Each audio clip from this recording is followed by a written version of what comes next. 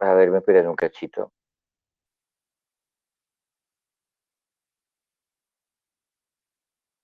Por las dudas grabo todo. Hay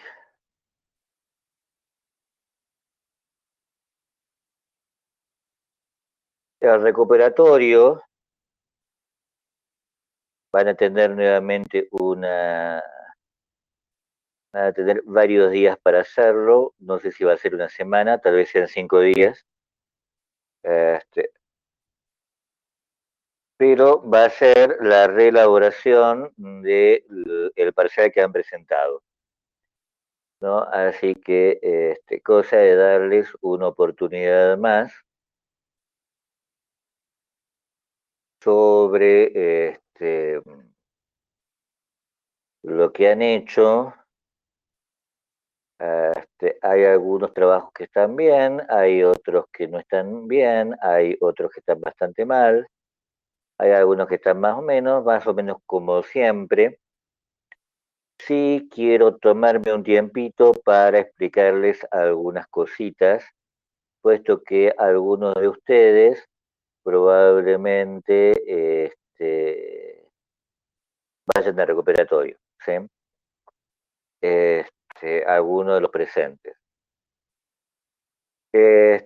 Ustedes tenían 9 preguntas para resolver. Esas preguntas, puesto que el parcial era domiciliario, no eran tan sencillas, pero tampoco eran difíciles. ¿Sí? En realidad se deberían haber resuelto fácilmente entre el material que ustedes tenían y las clases.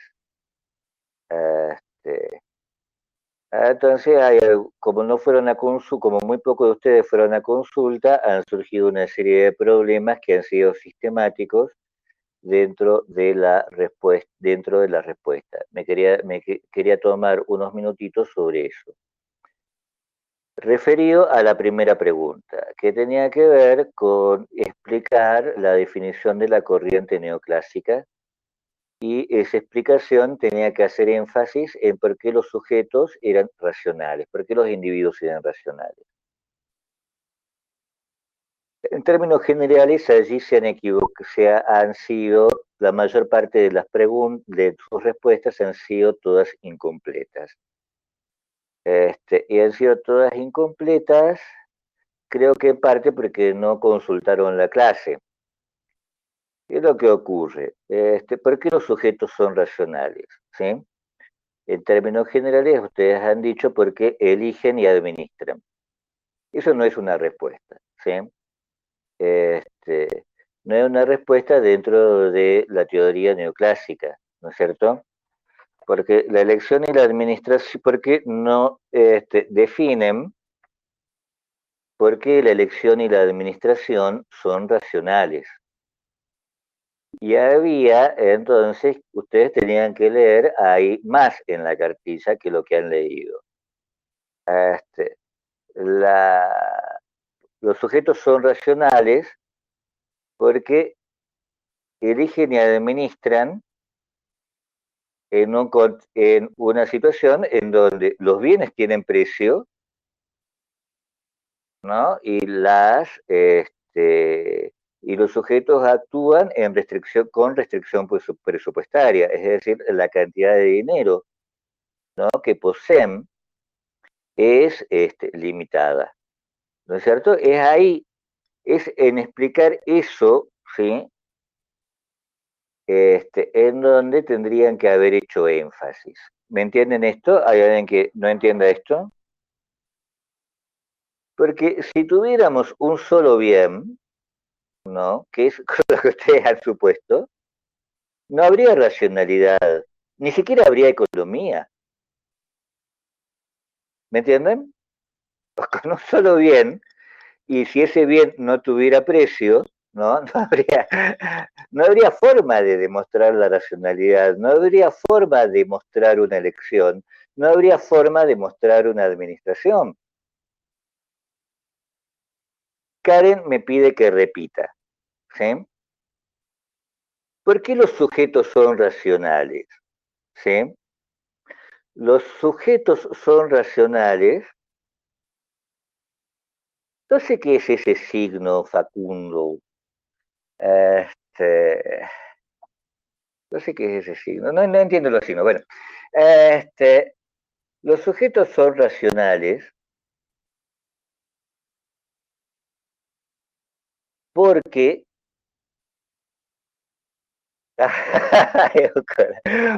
Pobrecito, Facundo. No, yo no les rompo el corazón, ¿no? No les rompo el corazón para nada. Razón porque por eso, sí, la cuestión de antropología económica es difícil o es fácil o es complicada. Dice que se vista en función de todos los parciales, ¿sí? Ustedes han tenido problemas, yo soy muy atento a los problemas que han tenido, razón por la cual el recuperatorio es la reelaboración en función, atendiendo los problemas que han tenido, ¿no? Porque si no, si yo cambio el cuestionario, voy a generar más problemas, ¿no? No quiero hacer eso, ¿sí? Quiero darles la oportunidad de que regularicen la materia, ¿sí? Entonces volvamos con esto. Karen me había pedido que repita, ¿por qué los sujetos son racionales? Porque sus decisiones, ¿sí? Sus elecciones y su administración son sensibles a los precios. ¿Sí? Si nosotros maximizáramos, como han puesto ustedes, solo la satisfacción de las preferencias, no seríamos racionales. ¿Me entienden esto? Seríamos hedonistas. Entonces, a mí me gusta fumar, ¿sí? Y entonces dejo de comprar comida, dejo de pagar los impuestos, dejo de pagar el vestido de mi familia, dejo de pagar todos los gastos que tengo que pagar, ¿no es cierto? Y solo maximizo, ¿sí?, la satisfacción de las preferencias. ¿Me entienden ustedes su error?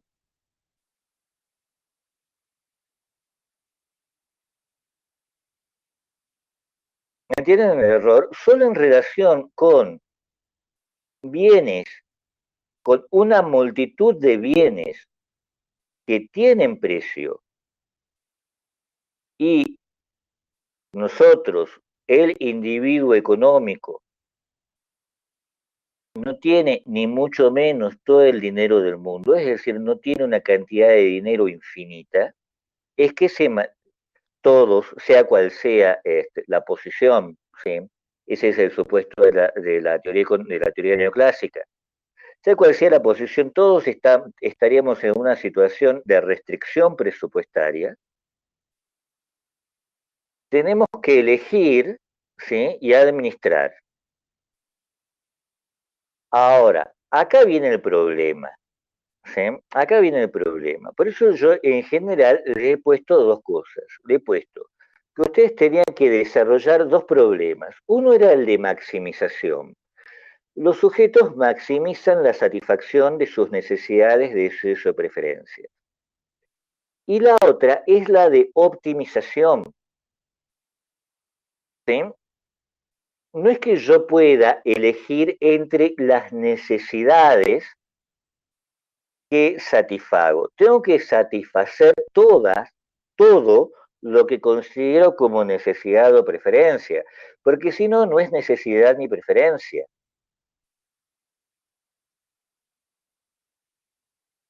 ¿Me entienden esto? Entonces, mi elección es la conformación de una canasta óptima, en donde la utilidad, ¿sí?, y el precio sean equivalentes. Esa es finalmente la respuesta. Eso es lo que usted tenía que desarrollar. No, Maximiliano me dice optimizar las necesidades básicas. No, las necesidades básicas o no básicas, acá esa diferencia no es pertinente, ¿sí? Deben ser satisfechas, porque si no, no son necesidades, no son preferencias. Si yo las puedo dejar de lado, no tiene ningún significado. Ese es el primer punto. Eso es lo que significa, ¿sí? Tener necesidades ilimitadas. ¿Me entienden? No hay ningún límite específico a las necesidades que tenemos. ¿Me entienden esto? Raquel, ¿querés decir algo?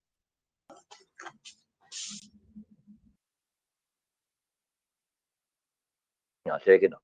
Perdón. No, si quieren pueden activar el micrófono y es más fácil, ¿no es cierto? ¿Me entienden esto? Este punto, las necesidades son múltiples. ¿Sí? El principio de maximización es que tengo que satisfacer todas. El principio de optimización es que tengo que elegir la manera óptima, la manera en que todos estén satisfechas en términos proporcionales, ¿sí? A la utilidad, es decir, a la intensidad de la necesidad, si quieren, o a la intensidad de la preferencia,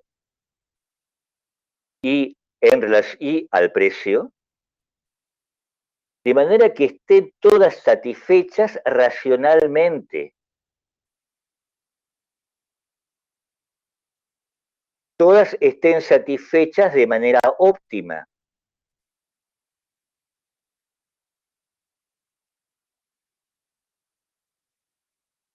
Entonces, la relación entre utilidad y precio sería la misma para todos los bienes. Y eso sería una canasta óptima.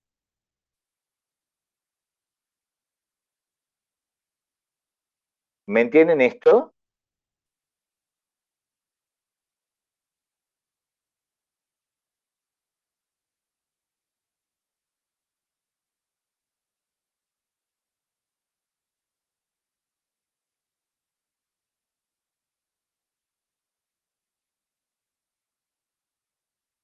Ese es el primer punto en el que todos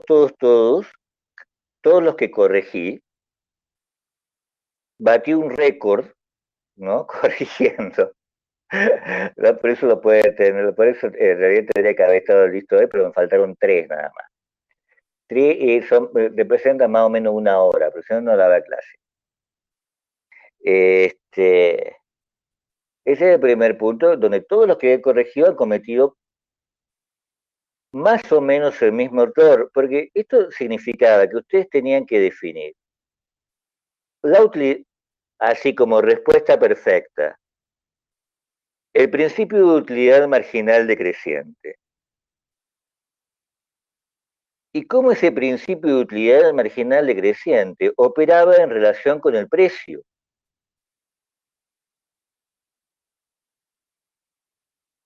¿Me entienden? Y cómo la utilidad marginal decreciente y el precio operaban cuando tenía multitud de bienes y restricción presupuestaria. Y entonces recién soy racional. Entonces recién muestro que soy racional. Mientras tanto, no. O mejor dicho, recién ahí la economía neoclásica, ¿sí? Asignaría racionalidad al sujeto. Porque si no, el individuo puede gastarse toda la plata en divertirse y estaría maximizando sus necesidades o preferencias, pero no sería en lo absoluto racional. ¿Me entienden, chicos?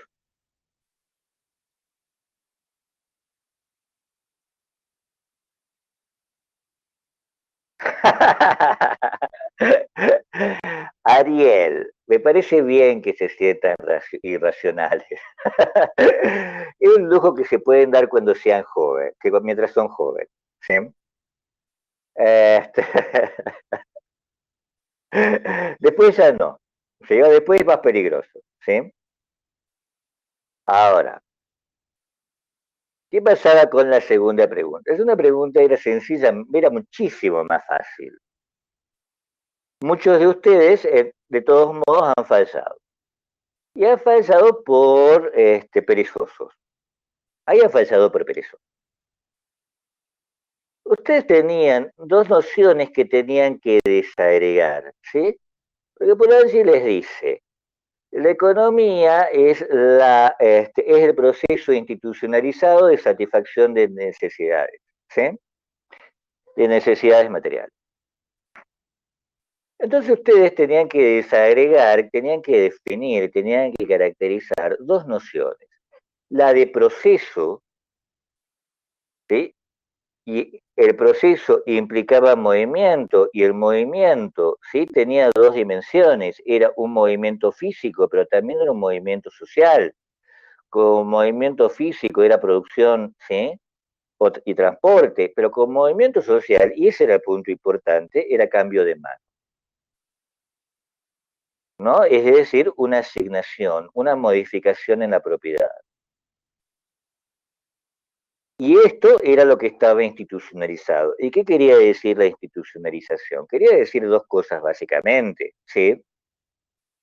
O tres, ¿sí? Quería decir, en primer término, que las motivaciones humanas estaban todas orientadas por la institución. Los sujetos no pueden hacer cualquier cosa, ¿sí? En segundo lugar, ¿sí? Que todos los procesos entonces estaban articulados. ¿Me entienden? Eso es lo que se encargaba la institución y por lo tanto, ¿sí? La institución operaba en términos como mecanismo de integración. Y en tercer lugar, puesto que operaba como mecanismo de integración, se asignaba un lugar. Y ese lugar, a la economía, perdón, se asignaba un lugar a la economía. Y ese lugar de la economía tenía que ver con las relaciones sociales que tomaban a su cargo esa institucionalización. Podía ser la religión, podía ser la política, podía ser el mercado. ¿Me entienden? Ahora, eso que está bastante desarrollado y bastante fácil, incluso aunque no lo hubieran entendido, lo podrían haber copiado. Muchos de ustedes lo copiaron, pero lo copiaron mal, ¿sí? Lleno de errores. Lo que suponía todo un esfuerzo, ¿no? Algunos de ustedes, no muchos de ustedes. Este, entonces, la respuesta, si no tenía esos elementos, si no habían desarrollado lo que era proceso y lo que era institucionalización, ¿sí? La respuesta estaba hacia agua. ¿Sí? No es que no sirvan para copiar, sirven para razonar. Lo que pasa es que son perezosos. ¿Sí? Y su pereza se demostró claramente en la tercera pregunta. La tercera pregunta era sobre fuerzas productivas y relaciones de producción.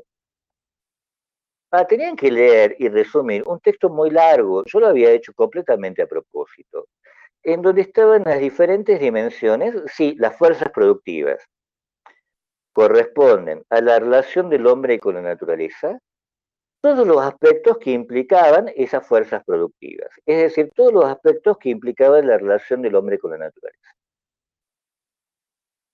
¿No es cierto? Eso era el texto, ¿sí? Y ese texto terminaba con el desarrollo de lo que eran las relaciones de producción. Y era, ¿sí? Una respuesta también extensa a la cuestión de la reproducción social, de el hombre no trabaja para sí, los seres humanos, perdón, no trabajan solo para sí mismos, sino también trabajan para otros. ¿Eh? Ahora, ¿qué significa trabajar para otros? ¿Eh? Significa que se produce un plus trabajo, un plus producto, que es distribuido socialmente, ¿sí? Pero esa distribución social del producto tiene que ver, en definitiva, con la apropiación de las condiciones de la producción colectiva, de la producción de bienes. Y cuando esas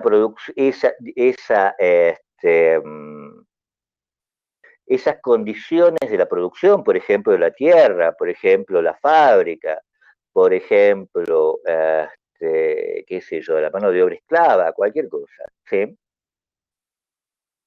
Era desigual, es decir, había un grupo que poseía el control sobre las condiciones de producción, entonces había explotación. ¿Me entienden? Eso es lo que decía el texto. En términos generales lo han segmentado mal por pereza, ¿sí? Se han hartado de copiar, ¿no? Algunos de ustedes. No ha sido generalizado porque ahí sí hubo algunas respuestas muy buenas, ¿sí? ¿Me entienden esto? ¿Hay alguien que no me entienda esto?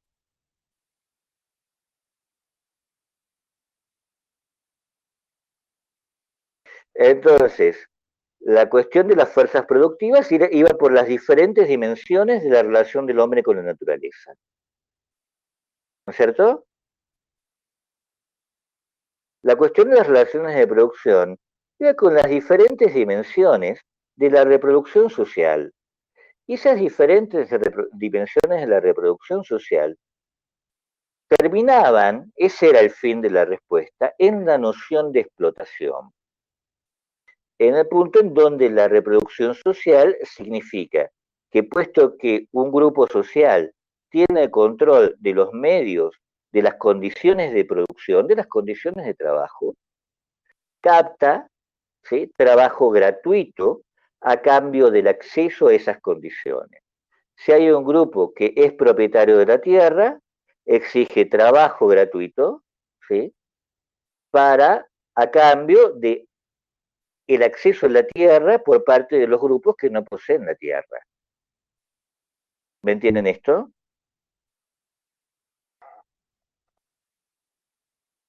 Lo mismo ocurre en el capitalismo. ¿Me entienden? ¿Hay alguien que no me entienda esto?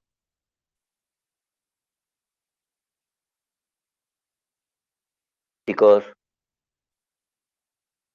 esto es muy importante que tengamos este diálogo, chicones, porque no están yendo a consulta. Yo ayer no pude dar consulta porque yo terminaba de corregir o daba consulta, ¿sí? Casi terminé. Es que ayer estuve como loco corrigiendo. ¿Me entienden? Pero como no están haciendo consulta, necesito este diálogo, necesito hacerles la devolución de lo que han hecho, aprovechando que muchos de ustedes, de que al menos tengo 31 alumnos acá, ¿sí? Han sido aproximadamente 70 parciales, ¿sí? Con un promedio de 8 páginas.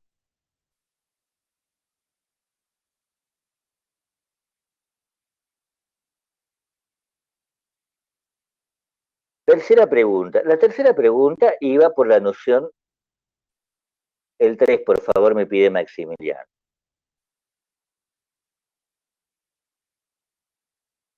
Les decía entonces Maximiliano, la noción de fuerzas productivas tenía que ver con las diferentes dimensiones de la relación del hombre con la naturaleza.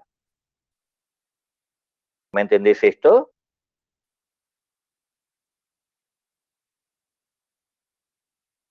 Las relaciones de producción tenían que ver con las diferentes dimensiones de la reproducción y el desarrollo de y la reproducción pasa necesariamente por el hecho de que no trabaja, de que los seres humanos no trabajan para sí mismos.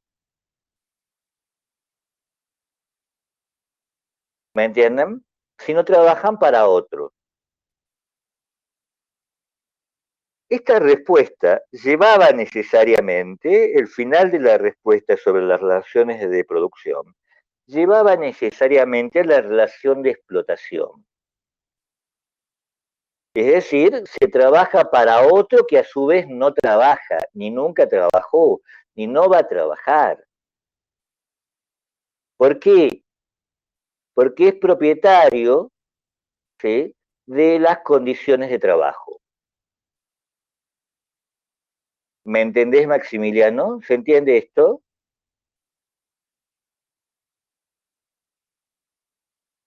La segunda...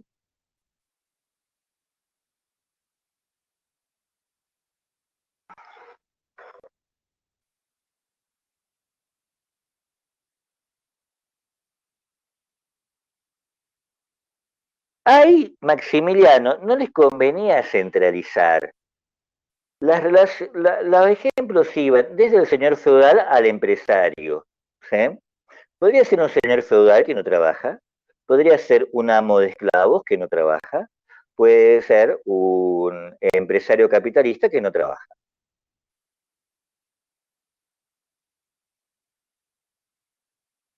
Todos ellos son explotadores porque todos ellos viven de un trabajo, ¿sí?, ajeno, en tanto son propietarios de medios de trabajo, de condiciones de trabajo.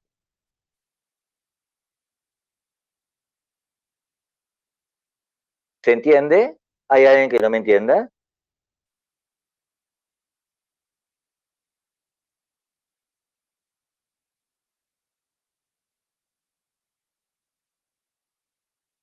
Vamos ahora con lo que pregunta Rosa, lo del capital. No le estaba preguntando qué es el capitalismo, le estaba preguntando qué es el capital. ¿Sí? ¿El capital qué es? Es una masa de dinero que sirve para comprar, ¿sí?, medios de producción y fuerza de trabajo. Los medios de producción, ¿sí?, subordinan a la fuerza de trabajo y permiten la captación de plusvalía. La captación de plusvalía lo que hace es valorizar esos medios de trabajo, ¿sí?, a través de la generación de un plusproducto que luego se vende con beneficio. ¿Entienden? Eso es el capital. Ustedes podían explicarlo en términos de DMD. Ahora, ¿qué les quedaba en el medio si lo explicaban así? Tenían que explicar, ¿sí?, que M suponía la generación de un plusproducto a través de la extracción de plusvalía. Las mejores respuestas diferenciaban capital variable y capital constante, ¿sí?, indicando que el capital constante era transferido a la mercancía producida y el capital variable permitía producir, ¿sí?, más valor. El capital constante no. Otros partieron, ¿sí?, de la noción de valorización del valor, que era completamente correcta. ¿Me entienden? Pero en todos los casos tenían que explicar cómo se desarrollaba, cómo se conseguía esta valorización del valor. ¿Me entendés, Rosa?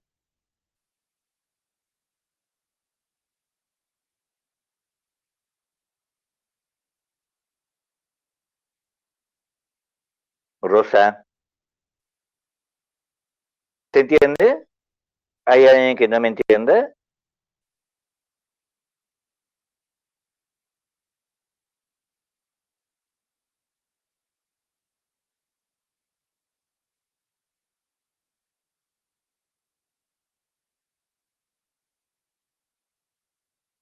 No le estaba preguntando qué era el capitalismo. Así que muchos lo único que me han hecho es decir y explicar por qué el capitalismo es un modo de producción de mercancías, sin explicarme qué era el capital. Ahora, si el capitalismo es un modo de producción de mercancías, no todo modo de producción de mercancías es capitalista.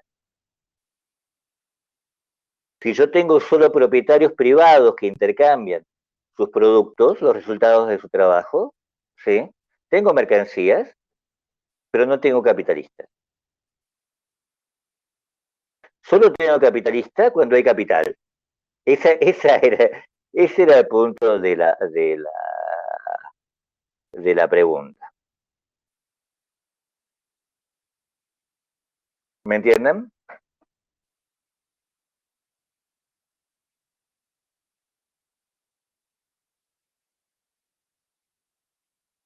Y otros han hecho, me han explicado lo que era el capital, lo que era el capitalismo y me han explicado lo que era el capital. Bueno, perfecto, no hay problema.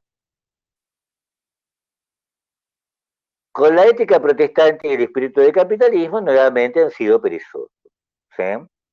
Raquel, ¿me querés decir algo?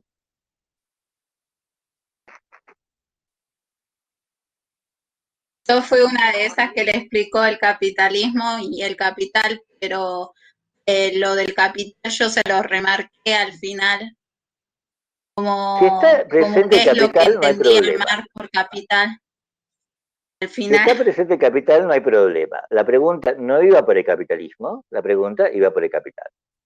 Tenía que estar Ah, presente el capital, si no la respuesta no era válida. ¿Me entienden? sí, profe, gracias. Con Weber y la ética del capitalismo se han hecho un lío.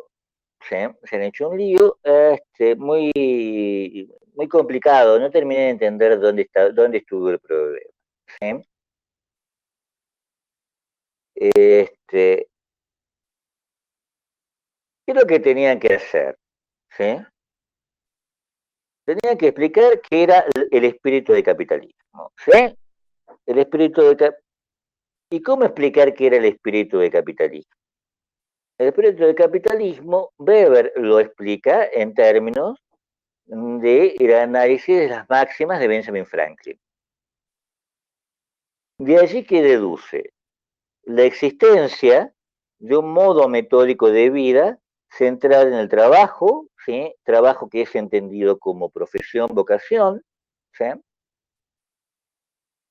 Y que organiza la vida humana en la medida en que orienta la mayor parte del tiempo hacia la actividad lucrativa y exige un control estricto sobre el, este, el descanso y el consumo. ¿Sí?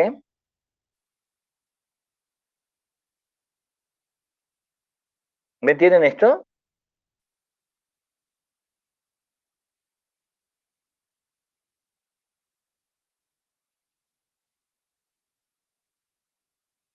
Weber parte de las máximas de Benjamin Franklin para explicar la ética protestante y el espíritu del capitalismo. ¿Sí?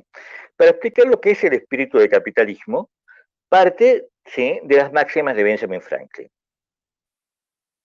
Entonces era necesario explicar las máximas de Benjamin Franklin ahí. ¿Sí? Este, con la explicación de las máximas de Benjamin Franklin llega a un punto muy importante, ¿sí? La definición del espíritu de capitalismo. ¿Sí? El espíritu de capitalismo es una ética, ¿sí?, es un modo metódico de vida centrado en el trabajo entendido como profesión, ¿sí? ¿Esto se entiende?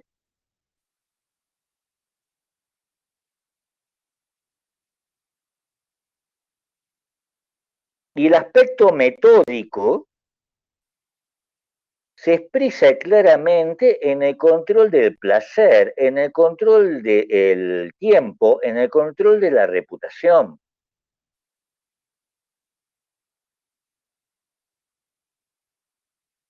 De esta forma, esa ética, ¿sí?, es un ascetismo.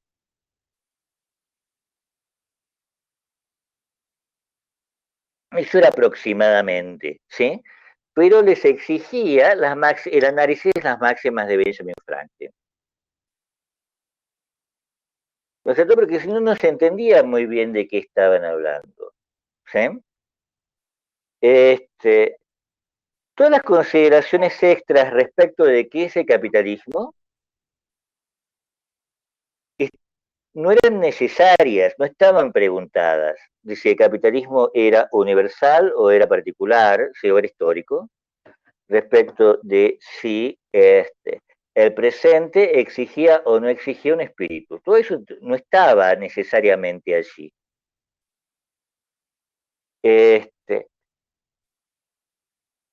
Intentarlo poner más bien los ha confundido.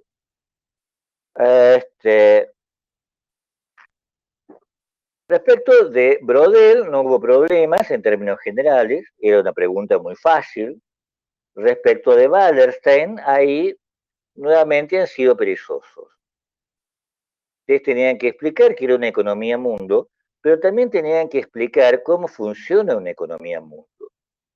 Y eso precisaba que ustedes desarrollen las nociones de producto periférico y producto central y la transacción entre ellos. ¿Qué pasaba, ¿sí?, cuando en esta transacción, que era la que establecía la jerarquía de la división del trabajo, porque eso era una economía mundo, ¿no es cierto? Una división del trabajo, ¿sí?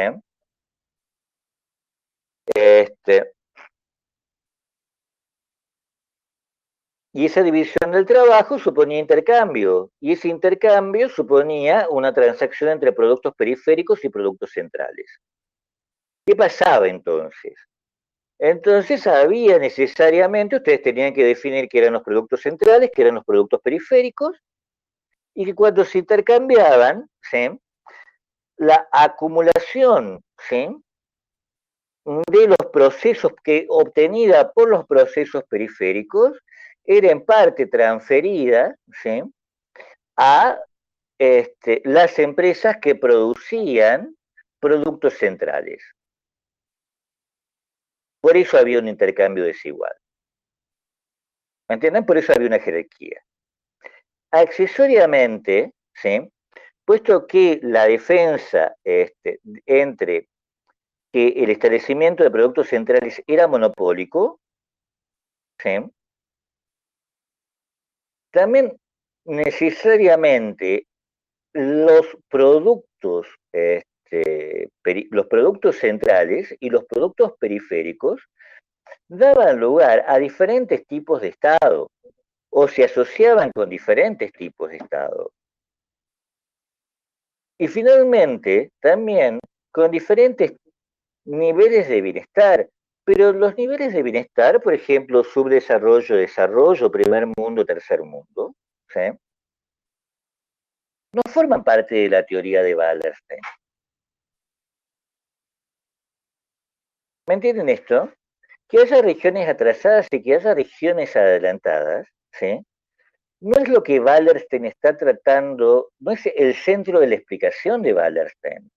El centro de la explicación de Wallerstein, ¿sí?, es esta diferencia entre productos centrales y productos periféricos. Productos centrales que dan lugar a precios monopólicos o oligopólicos y productos periféricos que dan lugar a precios competitivos. Y por lo tanto, ¿sí?, una diferencia en la acumulación entre ambos, en donde parte de la acumulación en los productos obtenida a través de la producción de productos periféricos es transferida a los procesos centrales. ¿Me entienden esto?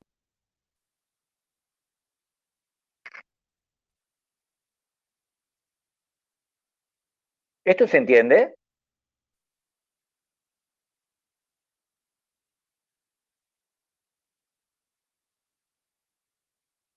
Y en general se han cansado después de desarrollar economía en mundo. Y ahí pararon. Eso le pasó a varios de ustedes, ¿sí? La temporalidad del capitalismo, ¿sí? La temporalidad del capitalismo, ustedes tenían que desarrollar dos tipos de temporalidad. Una temporalidad cíclica, y tenían que explicar qué era esa temporalidad cíclica, por qué se producía, es decir, se expresaba en la logística, en la curva de Kondratiev, ¿no es cierto? Pero ¿por qué se producía la curva de Kondratiev? Eso es lo que tenían que explicar. Se producía por un cambio sistemático cíclico, ¿sí?, entre monopolio u oligopolio y competencia. Cuando teníamos monopolio u oligopolio, ¿sí? Cuando teníamos también momentos de expansión económica. Cuando teníamos competencia, teníamos procesos de declive económico, y de estancamiento y finalmente de depresión. Eso es lo que tenían que explicar. Y luego tenían que explicar las tendencias de la acumulación capitalista. ¿Sí? Es decir, que había otra temporalidad de capitalismo llamado tendencia secular. Y esa tendencia secular estaba vinculada a los límites de la expansión capitalista. ¿Me entienden? ¿Cuál es la diferencia entre ambas? Que una es cíclica y la otra no. ¿Por qué la otra no es cíclica? ¿Por qué una tendencia secular no es cíclica?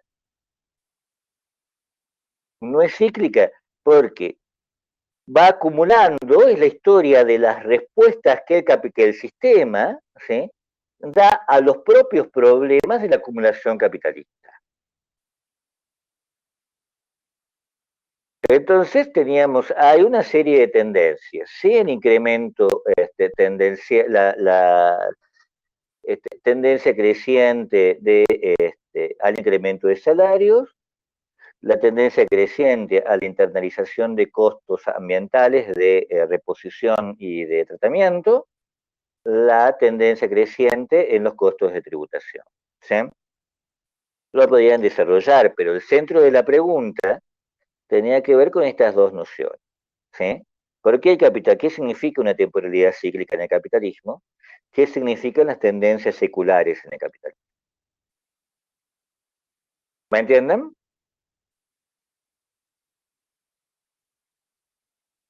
Finalmente, creo, estoy bien, no sé si me olvido creo que no me olvido de ninguna, tenían la pregunta de Tilly, ¿sí? Respecto de la analogía entre crimen organizado y las consecuencias que extraía Tilly. Las consecuencias que extraía Tilly tenían que ver con la relación entre tres aspectos: Estado, guerra, capital. Para financiar la guerra, ¿sí? Guerra que era contra el adversario, pero también era el ordenamiento interno, ¿sí?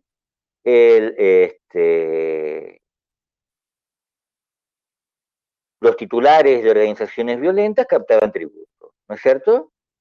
Pero como había algunos tributarios más importantes que otros, también daban servicios de protección. Ahí comenzaba la relación, alrededor de la protección.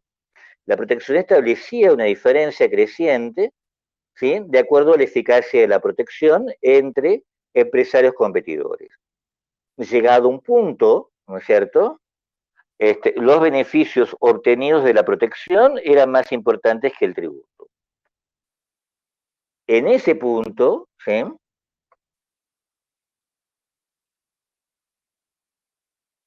parte de la operación estatal cambiaba de lugar, ¿no es cierto? Aseguraba una aseguraba las operaciones crecientes, las operaciones ampliadas de capital, estableciendo puertos sobre todo de intermediación comercial, del cual además podría extraer más tributos, ¿no es cierto? Pero al extraer más tributos, ese Estado que estaba constituyendo, ¿sí?, enormes puertos comerciales, enormes rutas comerciales, ¿sí?, y que protegía ya a empresarios a una escala mucho mayor que la escala local, ¿sí?, se convertía también en una fuente de beneficio. Pero llegado hasta ese punto, a través de la deuda pública, ¿no es cierto? Pero llegado hasta ese punto también, la guerra era algo que debía mantenerse bajo control. Y entonces había una serie de presiones por el establecimiento de sistemas intraestatales que busquen equilibrio. ¿No es cierto? Ese era el final de la respuesta.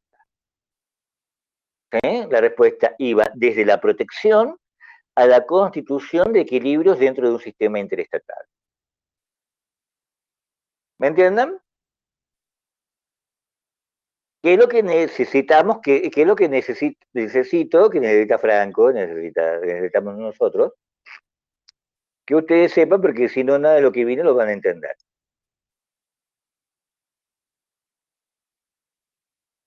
Karen me pregunta constitución de qué, ¿sí?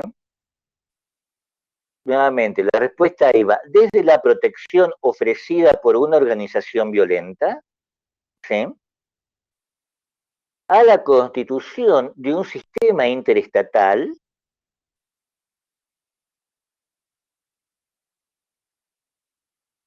que busque situaciones de equilibrio para mantener la guerra bajo control, bajo un cierto control.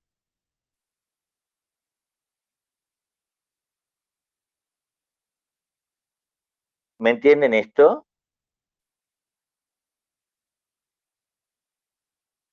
No eliminar la guerra.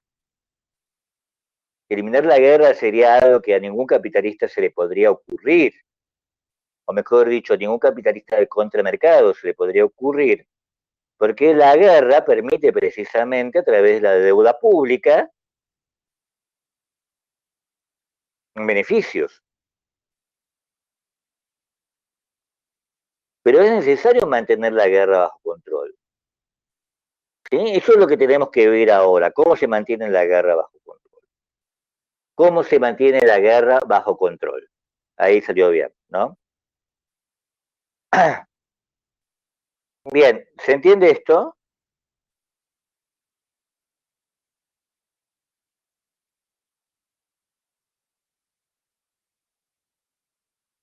Chicos, preguntas.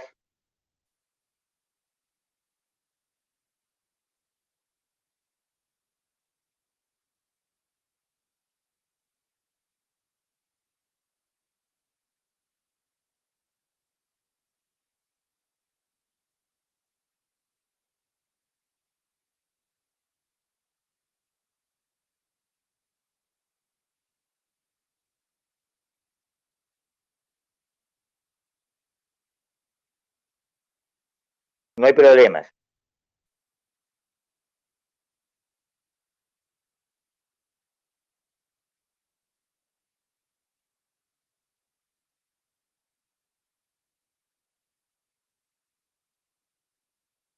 Y si no, nuevamente vayan a consulta, ¿sí?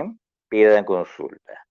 Voy a tratar de organizar la presentación del parcial recuperatorio y todo el lío para que sea posible la consulta, porque si lo tienen que presentar el viernes, y como dice Maximiliano, las consultas son los jueves alrededor a las 5, como que le queda todo muy justo, ¿no? Así que ya voy a ver cómo hacer.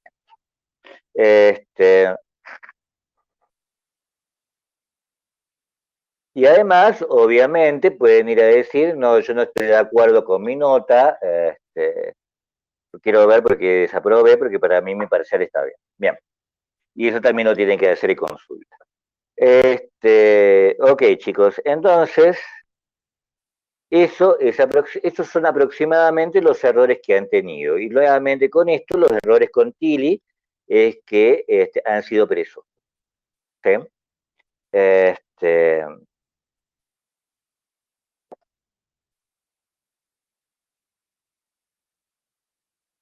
bien, entonces la clase pasada estábamos trabajando sobre este señor que era Giovanni Arrighi y la noción de régimen de acumulación ciclo sistémico y el comienzo, el inicio del capitalismo, ¿sí? O todavía más, para ser más claros, el grado cero, ¿sí? El punto cero del capitalismo, el punto cero en donde el capital, ¿sí?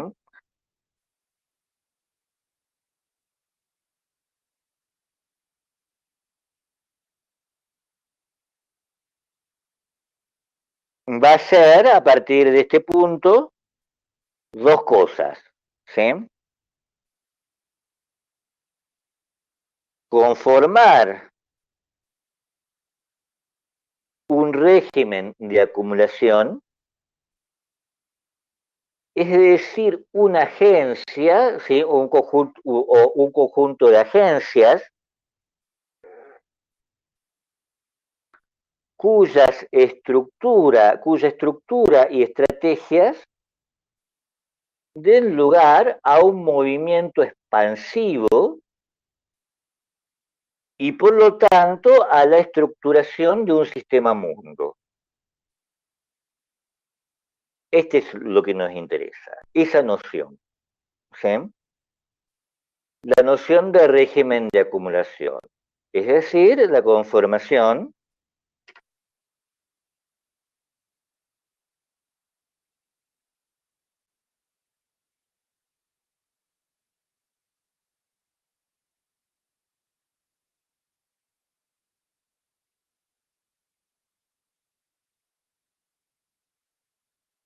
de agencias que operen, ¿sí? Que puedan operar a la escala de un sistema mundo. Y como este sistema mundo no existe, que puedan constituirlo. ¿Me entienden? ¿Esto se entiende?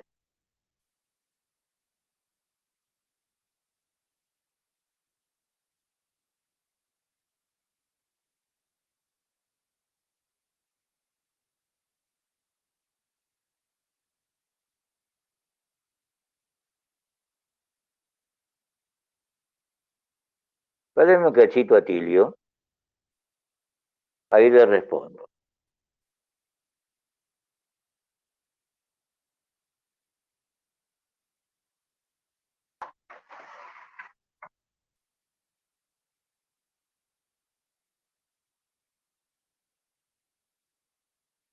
Me es muy importante que ustedes entiendan cuándo empieza la historia del capitalismo. ¿Sí? Este es lo que quería decirles. ¿Cuándo empieza la historia del capitalismo? La historia del capitalismo empieza cuando se conforma un conjunto de agencias que pueden, a través de las estrategias empresariales y del control de territorio que van a desarrollar, estructurar una economía mundo. Es decir, expandir la acumulación de capital a escala mundial, es decir, a escala de un sistema mundo que se construye a la par que las operaciones de estas empresas. Porque este sistema mundo aún no existe. Está en proceso de construcción y está en proceso de construcción por la operación de unas agencias que comienzan a operar en un momento determinado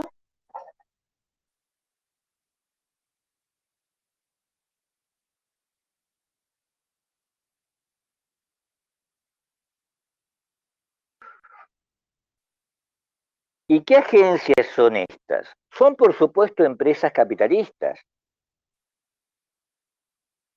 y son también estados. Estados y empresas capitalistas van a expandir, ¿sí?, la acumulación a una escala mundial. ¿Me entienden?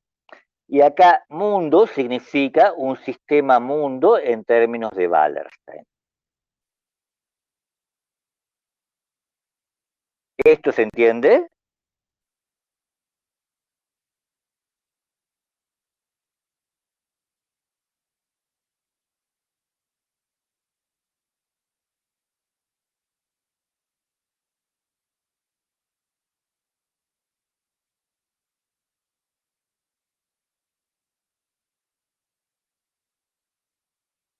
Y entonces tenemos la noción de régimen de acumulación, exige que ustedes puedan definir dos nociones más, dos nociones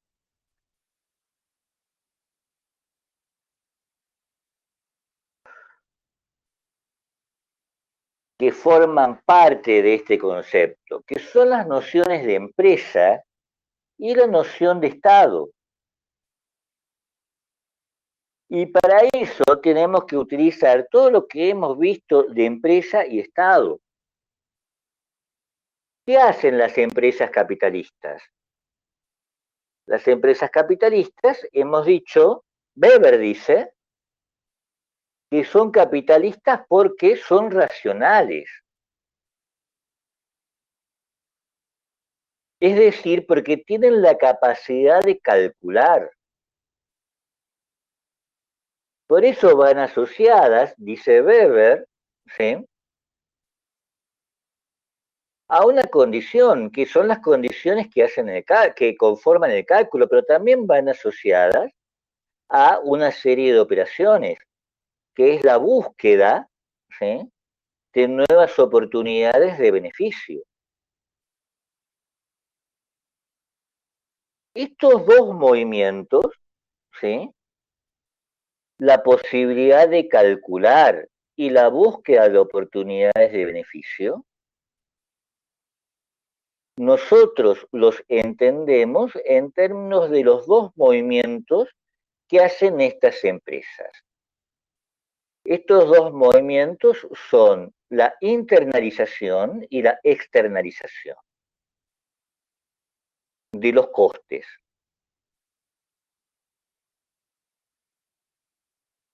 Cada vez que una empresa busca beneficio, busca nuevas oportunidades de beneficio,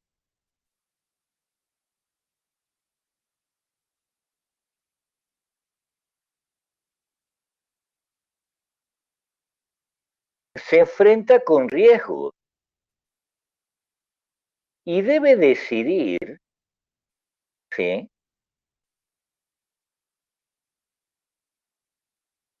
si internaliza o no internaliza esos riesgos.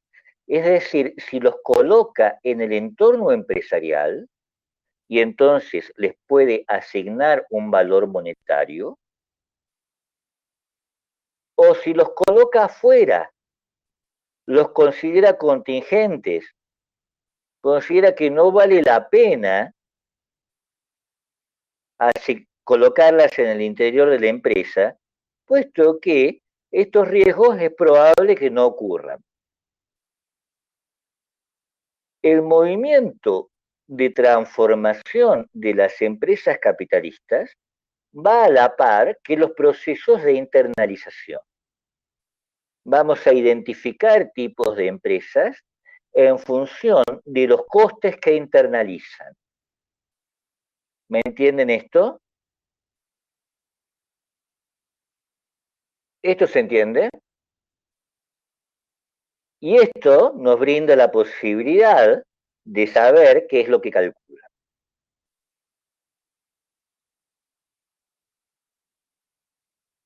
¿Esto se entiende?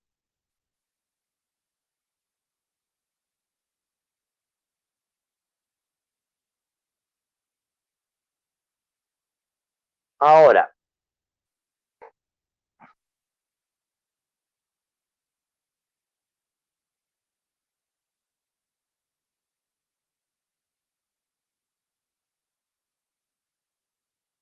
lo último, hablé de internalización y externalización. ¿Me entendés, Priscila, lo que es internalización? Entonces, ¿sí?, podemos distinguir la transformación del capitalismo desde el punto de vista de las empresas en términos de qué es lo que internalizan,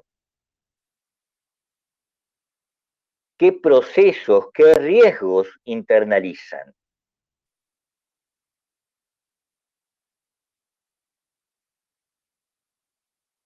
¿Me entendés?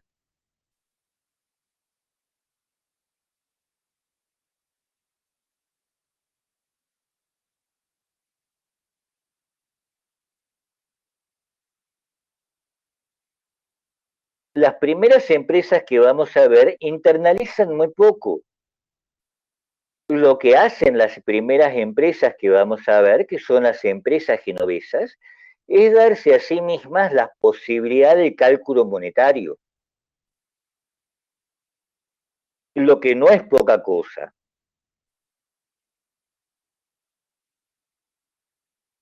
Las segundas empresas que vamos a ver internalizan los costes de protección.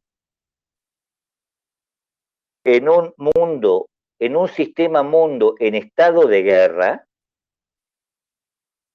la guerra no es una contingencia, sino es la rutina que tienen que enfrentar las empresas capitalistas.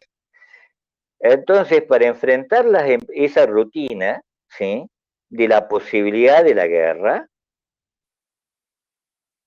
las empresas entonces internalizan todos los costes de protección, internalizan un conjunto de costes de protección, armamento, flotas, armas, soberanía, burocracias.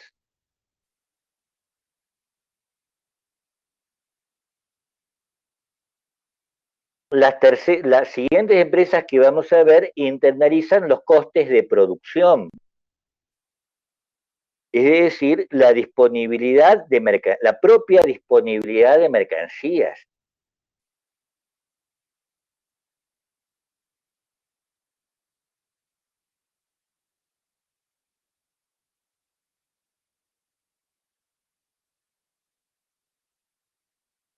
Junto con estas agencias empresariales, ¿sí?,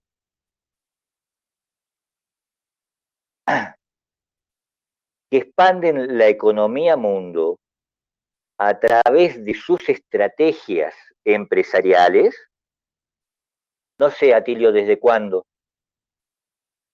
Atilio, me pedís que repita, pero no sé qué. ¿Costes? ¿Internalización?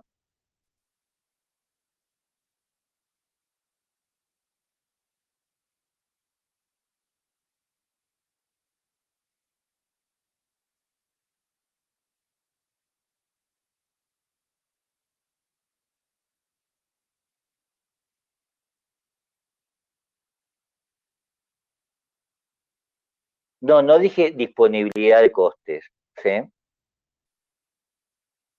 Dije, ¿sí?, las primeras empresas desarrollan operaciones de cálculo. Estas son las empresas genovesas. Las empresas siguientes, las empresas holandesas, internalizan costes de protección. Las siguientes empresas en el desarrollo capitalista, que van a ser y típicamente las empresas británicas, internalizan costes de producción. Es decir, la disponibilidad de las mercancías, la disponibilidad de tener mercancías. Para tener mercancías, las puedo obtener a través de comercio, pero también las puedo producir, también se las puede producir.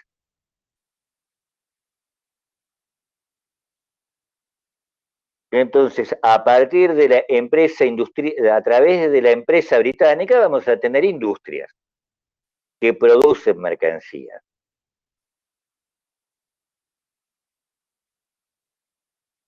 Todas estas empresas hacen dos cosas: comercian y producen. Vamos a tener una segunda agencia que ni comercia ni produce, sino capta capital.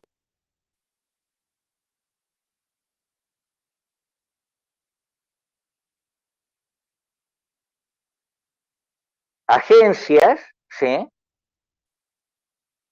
que pueden vehiculizar el capital disponible dentro del sistema mundo. Altas finanzas, le vamos a decir. Porque el capital, ¿sí?, como decía Marx, es dinero, pero es también mercancía.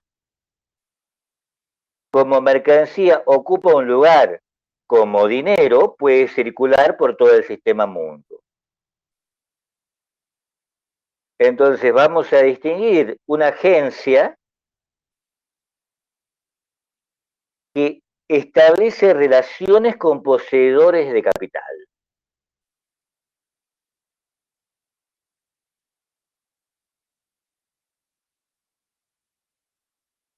¿Me entienden esto?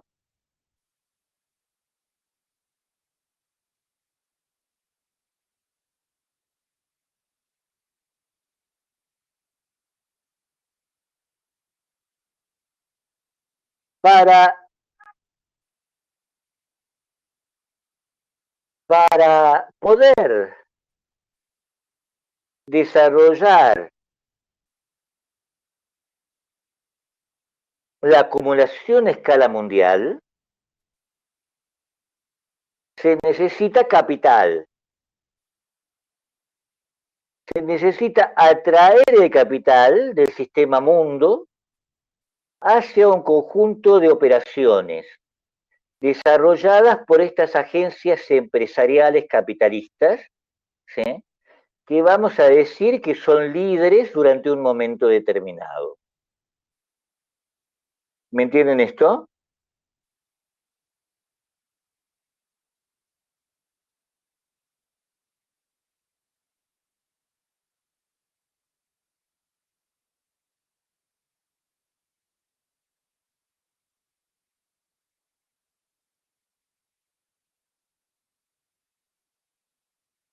Vamos a, tenemos que pensar el capitalismo, ¿sí?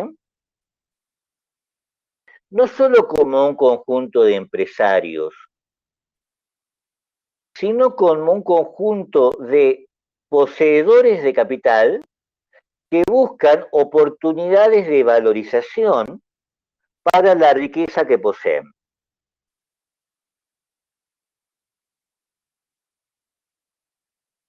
¿Me entienden esto?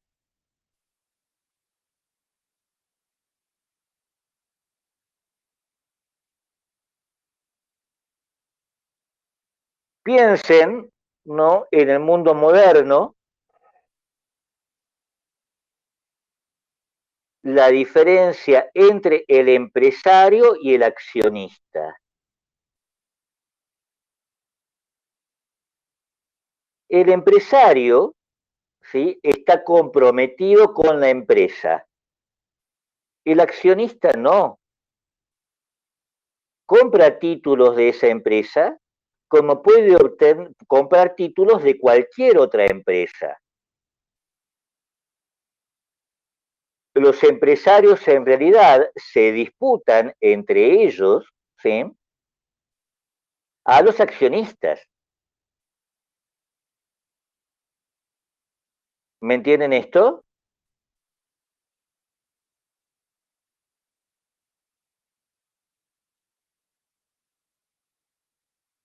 ¿Esto se entiende?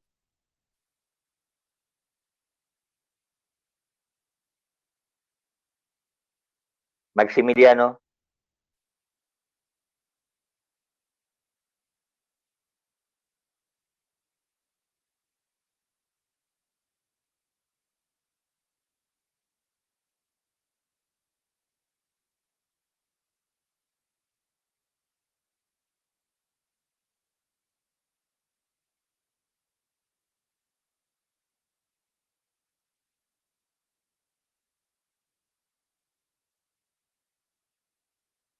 Los accionistas tienen títulos, ¿sí?, o sea, acciones que conforman pedacitos de propiedad que rinden beneficio. Como esos pedacitos de propiedad pueden ser vendibles o comprables, un accionista no es un empresario, es un tenedor de títulos. Puede venderlos para comprar otros.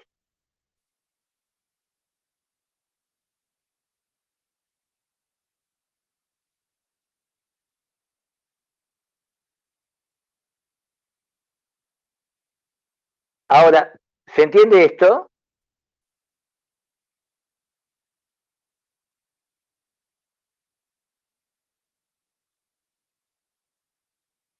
Y el empresario no solo debe para desarrollar una actividad a nivel del sistema mundo, no solo debe contar con su propio capital, sino contar con el capital de estos tenedores de capital.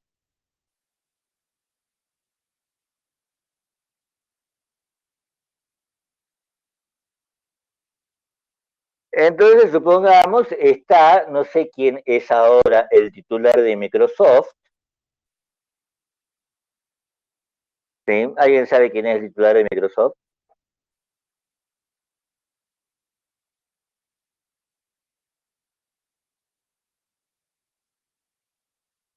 Pero le llamemos Juan Pérez, ¿sí? Al titular de Microsoft.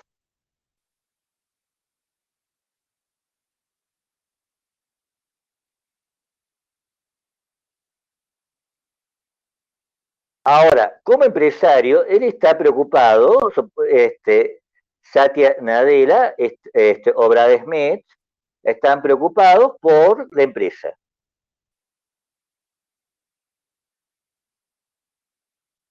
Y tienen un fuerte conjunto de activos de esa empresa, tiene una parte importante de la propiedad. Pero además, ¿sí? Hay un montón de tenedores de acciones de Microsoft que podrían en cualquier momento vender sus acciones para comprar, ¿sí? Por ejemplo, las acciones de Apple.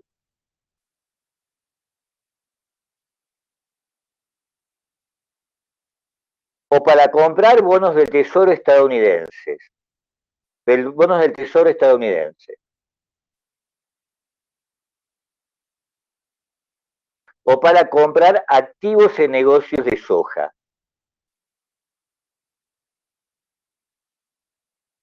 Esas acciones pasan de propietarios a propietarios, ¿no es cierto? Pero todos esos propietarios no son en realidad empresarios, son tenedores de capital.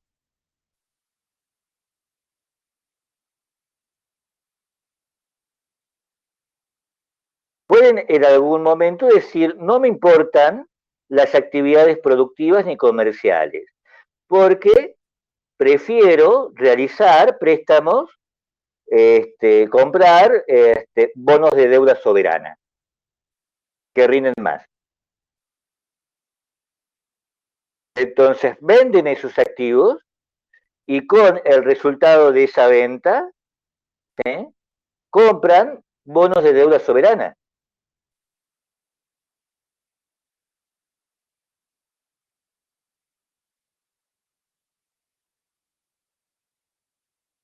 Maximiliano me dice, lo podríamos poner así.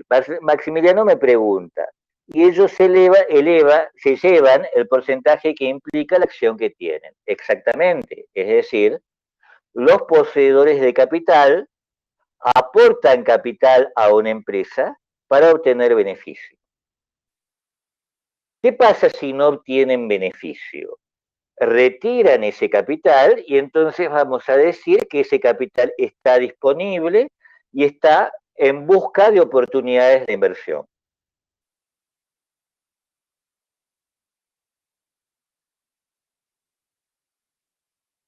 ¿Se entiende esto?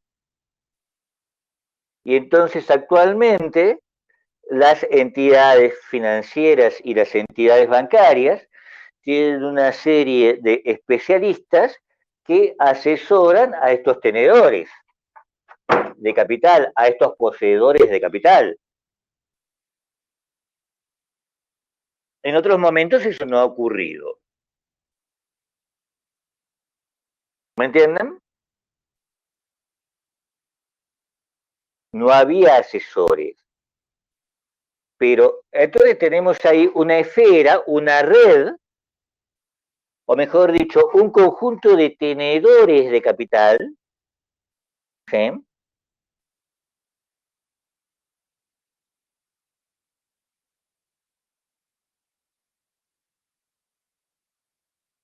Se me ocurre, por ejemplo, George Soros,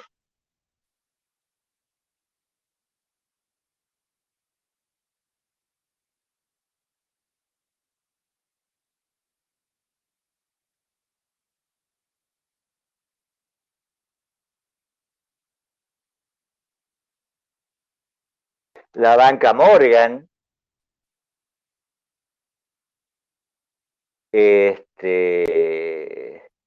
las agencias, etcétera, no importa. Lo demás no sé si ustedes lo conocen.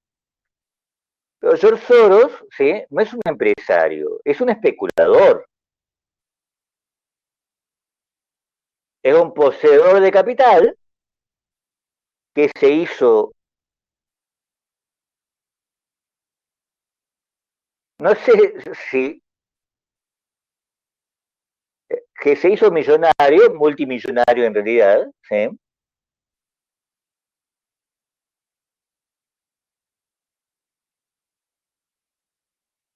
Moviendo su capital entre diferentes oportunidades de lucro sin identificarse con ninguna de ellas.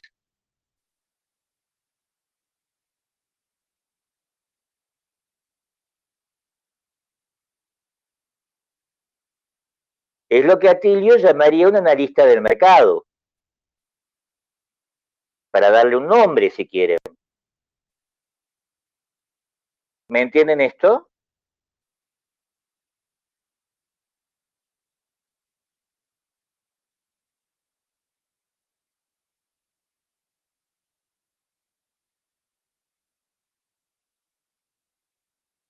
Ahora, ¿cómo hace un empresario para obtener el capital de George Soros, que ya está retirado?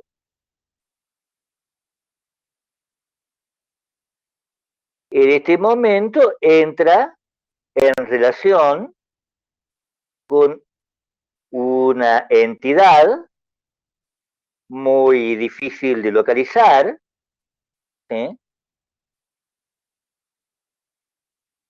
Que le promete, ¿sí? La conexión, que le promete el contacto.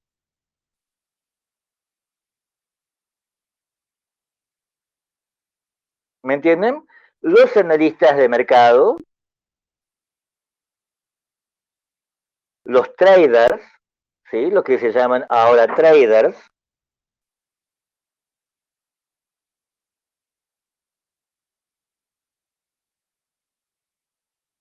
son los que se ocupan de eso. Ahora, ¿cómo localizar a los traders, ¿sí? Y a las entidades de las que los traders son parte? Por ejemplo, la banca Morgan. Se les dije, no son empresarios en realidad.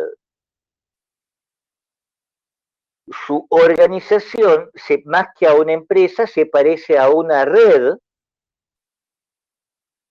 de conexiones entre conocedores, entre tenedores de información y tenedores de capital.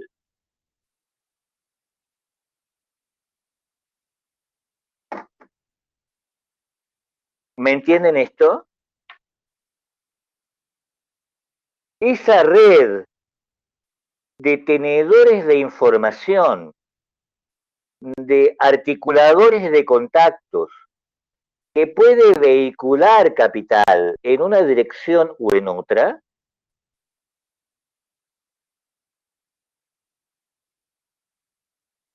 la vamos a llamar altas finanzas. ¿Me entienden esto? En su inicio, si ustedes quieren un ejemplo así muy fuerte de esto, eso era Domingo Cavallo.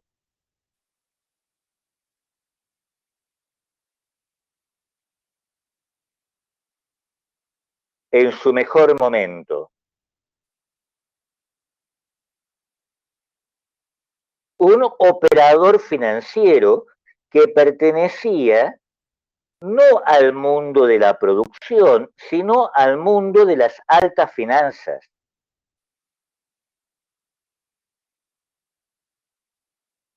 Si ustedes ven, por ejemplo, la conformación del directorio del Banco Central, van a ver allí operadores, ¿sí? Cuyo currículum es haber trabajado en el banco tal, ¿sí? haber trabajado en la financiera tal, haber trabajado en la agencia de riesgo tal, es decir, son operadores en este mundo de las altas finanzas.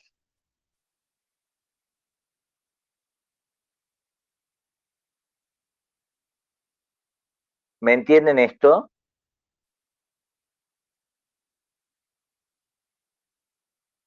¿Esto se entiende?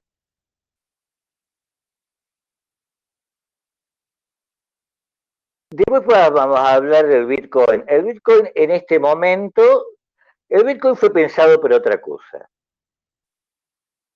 El Bitcoin fue pensado para un problema, ¿sí? Ahora, ¿sí?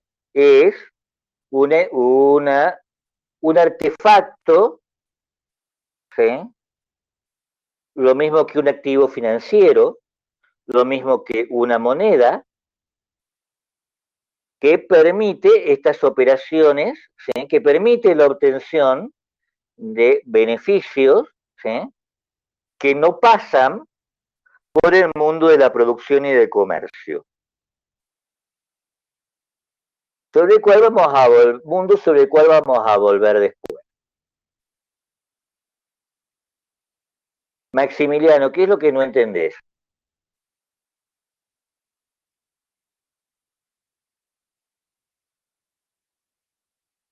La idea básica es muy sencilla, no confundir el empresario que compra o vende con el poseedor de capital que tiene diversas oportunidades, que tiene capital líquido y por lo tanto diversas oportunidades de inversión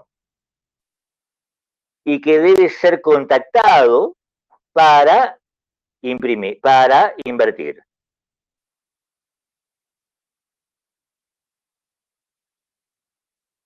El mundo de las altas finanzas es el mundo que articula estos poseedores de capital en una red que hace que el capital sea disponible. Maximiliano, ¿me entendés? Para el empresario o para un Estado.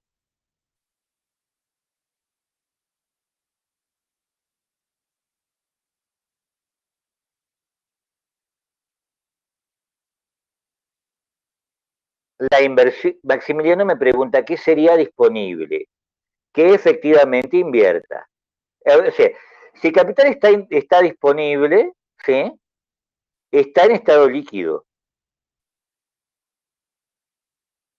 No se ha invertido en ninguna actividad.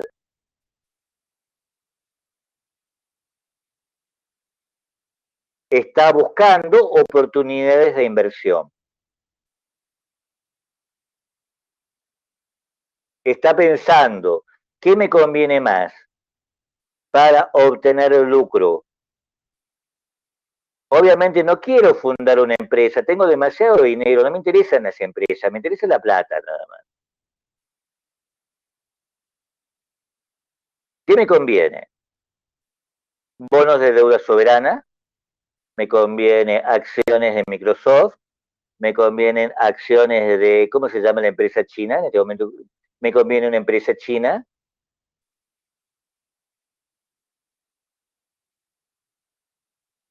Me conviene comprar divisas, me conviene comprar oro, me conviene comprar petróleo. Está disponible para todas esas actividades.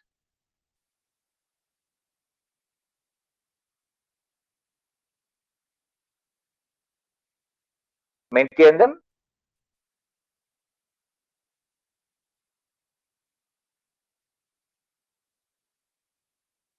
Y en su inicio, estas altas finanzas son redes familiares. Son redes familiares que atraviesan Europa Occidental y que establecen contacto entre los ricos, la realeza, los comerciantes, ¿sí?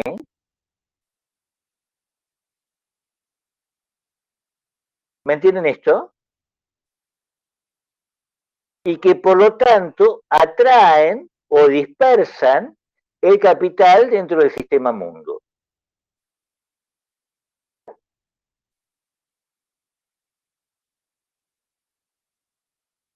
¿Me entienden? La corona española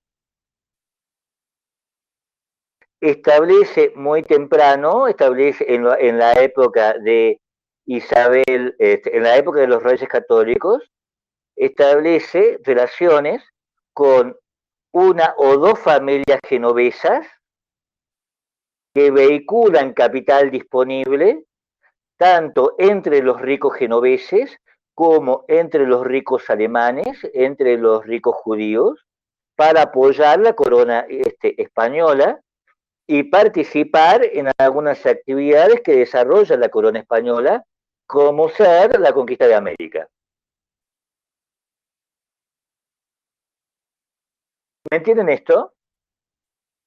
Este mundo entonces de capital en busca de inversión es diferente de la empresa. ¿Sí? Y a esto le vamos a llamar alta finanzas. Y tiene como una de sus propiedades, ¿sí?, ser transnacional. Transnacional. Atravesar naciones. Esto desde su inicio.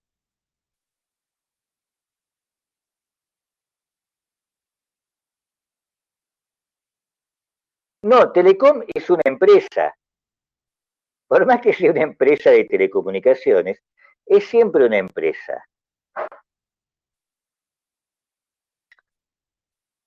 Si Telecom quiere incrementar su participación en el mercado de las telecomunicaciones, necesita más capital. Y por lo tanto recurre al mundo de las altas finanzas, ¿sí?, para contar con más capitalistas que compren activos de Telecom. Lo mismo Samsung, lo mismo cualquier empresa que se les ocurra. No importa que las empresas sean transnacionales, lo que no los confunda el hecho de que las empresas sean transnacionales, aunque las empresas sean transnacionales, son empresas.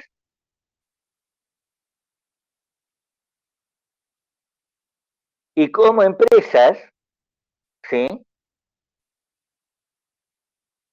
tienen dos universos, un universo empresarial y un universo de contacto con el universo de las altas finanzas, que es el que decide en definitiva cómo le va a Samsung.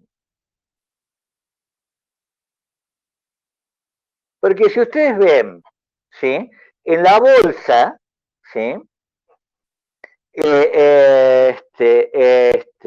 en los indicadores como Nasdaq, en las operaciones de bolsa, ¿sí?, esta parte de los noticieros que nunca ven. Ven, ¿no?, si alguna vez quieren,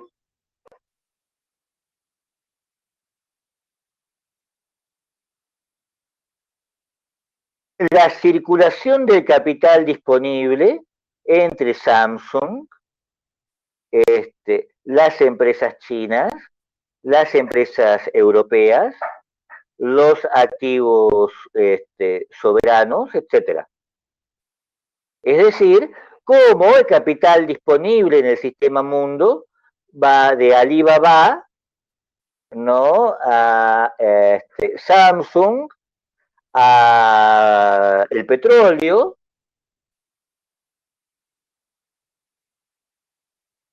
a los bonos del tesoro estadounidense. ¿Me entienden?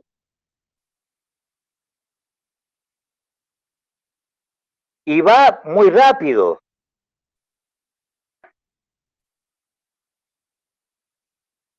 Subió la bolsa, cayó la bolsa, estrepitoso día negro en la bolsa. Todo el capital se fue hacia otro lado. El capital disponible en el sistema mundo eligió otros activos. ¿Me entienden?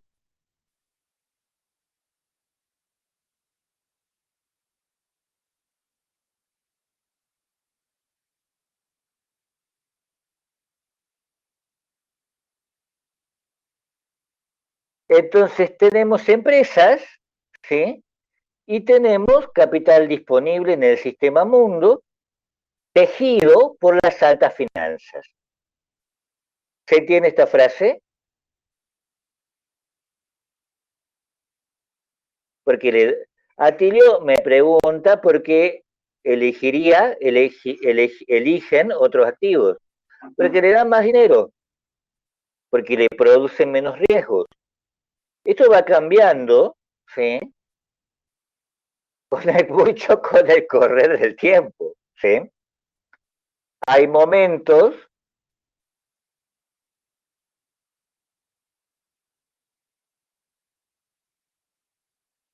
de fuerte incertidumbre. Y entonces el capital migra hacia activos seguros. Abandona las empresas y migra hacia activos seguros. Hay momentos extremadamente arriesgados y entonces el capital dice, bueno, buscamos, compramos activos financieros en hipotecas subprime porque están, y hay momentos, ¿sí?, en que el capital se equivoca y entonces tenemos grandes líos. Y activos que son prometidos como activos seguros se caen finalmente, lo que se llaman burbujas, que es una de las últimas cosas que vamos a ver. ¿Se entiende esto finalmente?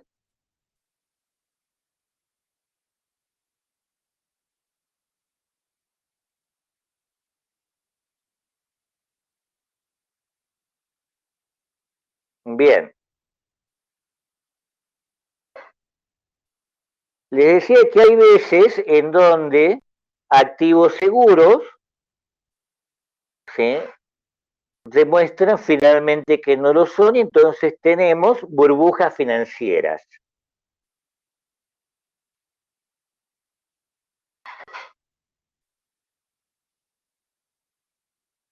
¿Me entienden?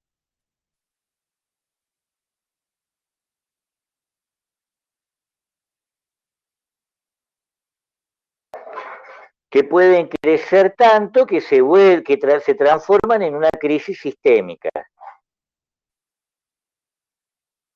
Porque una parte importante del capital, una parte significativa del capital disponible en el sistema mundo, se dirigió hacia ese activo y se derrumbó con ese activo.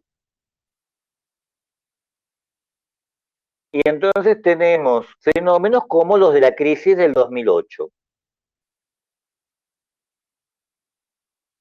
Sistémica, pregunta Claudia, ¿por qué? Porque afecta todo el sistema mundo.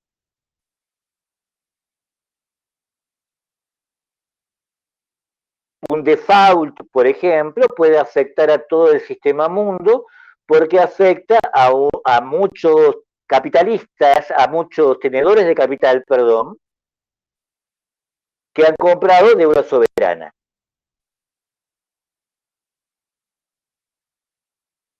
Y entonces a esos tenedores le dice, no le vamos a pagar los, ay, no me sale en este momento cómo se llama la recompensa por, no le vamos a pagar los intereses de esa deuda soberana, no le vamos a pagar las utilidades correspondientes a esa deuda soberana que usted tiene. Entonces, ese capital se funde,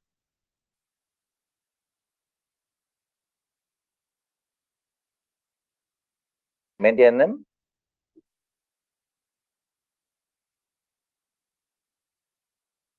Y si eran muchos, afecta a mucha gente. No, el FMI ya vamos a volver es un poco largo que es el FMI, pero el FMI no son accionistas. En realidad, el FMI pertenece en parte a este mundo de las altas finanzas.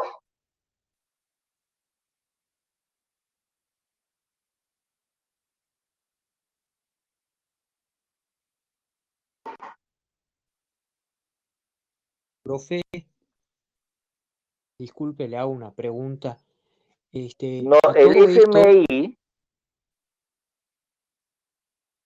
sí, sí, me surgió una duda con esto que usted hablaba del pago de las deudas y todas estas cuestiones. Cuando hay empresas que dicen que pagan dividendos a quienes compran sus acciones, ¿este dinero sale de las ganancias de los propios capitalistas?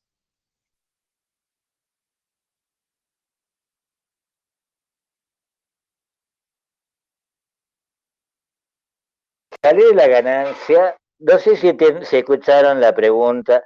Dos preguntas, ¿sí?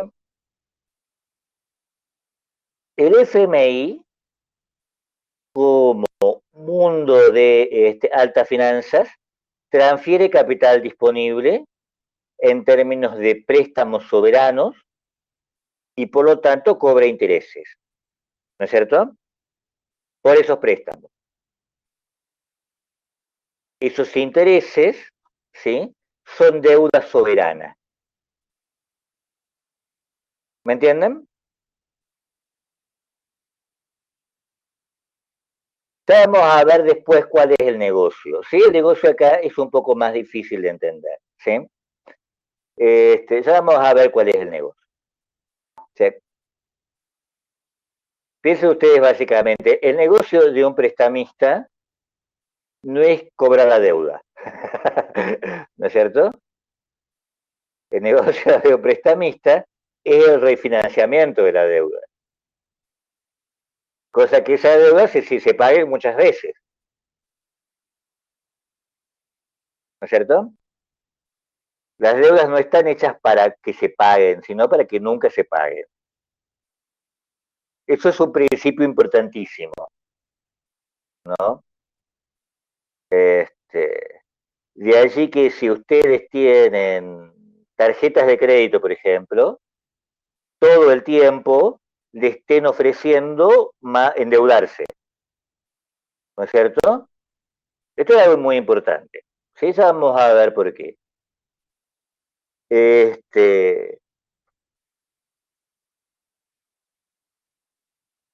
Ahora, lo que pregunta el amigo Sotelo, ¿no? Sí, profe. Jeremías.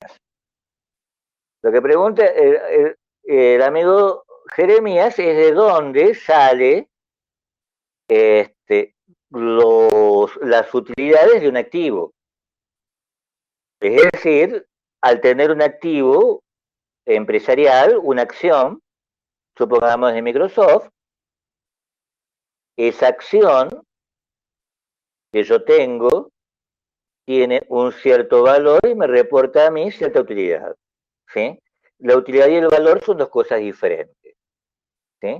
Esa acción vale tanto, ¿no es cierto?, en el mercado, supongamos $100, y a mí me reporta unas utilidades por tener la acción de cierta cantidad de dólares, supongamos $20. ¿Me entienden esto?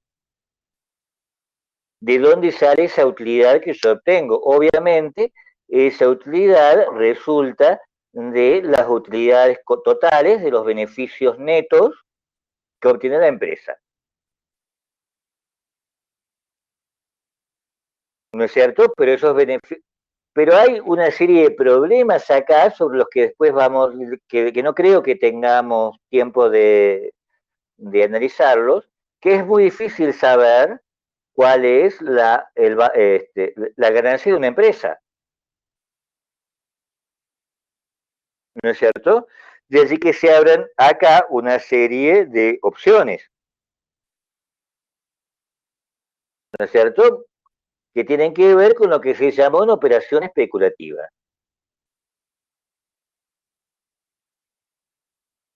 ¿Me entienden? Por ejemplo, yo puedo comprar acciones, ¿sí?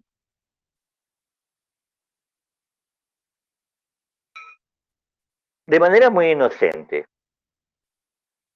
O en el mundo de las altas finanzas, yo puedo, en tanto tengo la cantidad de millones que tiene George Soros, forzar la baja de una acción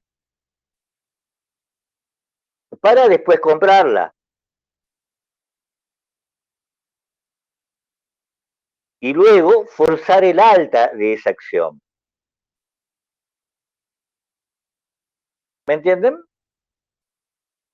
O sea, profe, eso sería como, por ejemplo, si yo tengo X producto, por decir manzanas, y yo las tengo a un rango de precio, por decir $10, yo puedo especular con decir que van a valer 20 a futuro, entonces las personas empezarían a comprar acciones creyendo eso. Y sin embargo, si después Claro, no se da, yo puedo venderlas y recuperaría, digamos, engaño al mercado. no engañás al mercado. O sea, la gracia del mercado es esta, ¿no es cierto? La gracia del mercado es este tipo de juegos. Esto es lo que observa, recuerden, Brodel. La gracia del mercado, ¿sí?, es permitir que ocurran este tipo de procesos. Yo tengo manzanas, siguiendo el ejemplo el ejemplo sería esto, yo tengo manzanas. ¿Me conviene venderlas o no venderlas?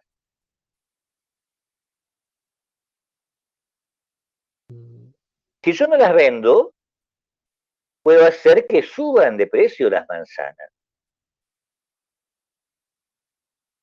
¿Me entienden? Lo que hacemos Si nosotros, yo las vendo, puedo por el contrario hacer que bajen de precio las manzanas. Esta operación, que es muy sencilla y que se descubre muy tempranamente en la historia del capitalismo, es la operación financiera básica con cualquier activo empresarial o con cualquier bono de deuda. ¿Me entienden esto?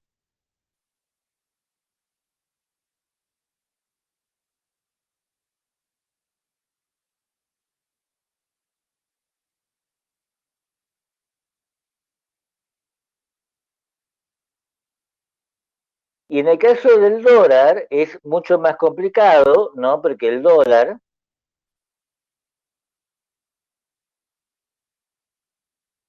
resulta de un juego unilateral entre Estados Unidos y el resto del mundo. Porque al ser el dólar moneda de reserva mundial, Estados Unidos tiene un plus de libertad que ningún otro estado tiene. Puede revaluar o devaluar su moneda a través de las tasas de interés, ¿sí?, o tasas de descuento, ¿sí? ¿Profe? Que son las que indican, ¿no?, el valor, por ejemplo, de los bonos soberanos estadounidenses.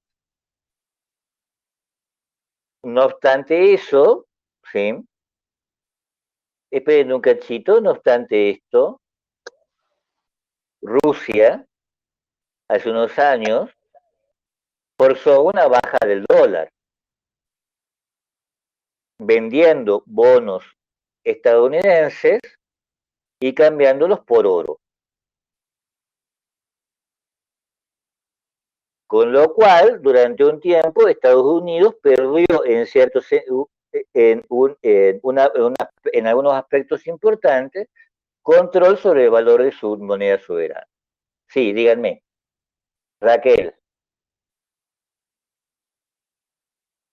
Profe, Profe. no, yo le quería preguntar. Perdón. Pregunta. No, pregunta. Pregunte uno.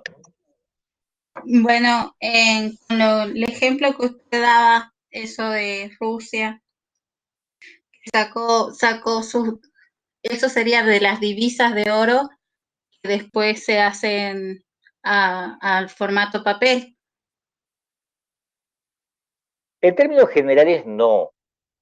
No, es una Porque discusión más pasa las complicada, divisas pero y creo que un presidente hace que pone la moneda fiat. veamos esto. ¿Por qué bajó el precio? ¿Por qué baja el valor del dólar? Baja el valor del dólar no porque Rusia haya comprado oro, sino porque vendió bonos valorados en dólares. Entonces hubo una sobreabundancia de bonos valorados en dólares. En el ejemplo anterior vendió muchas manzanas. ¿Me entendés?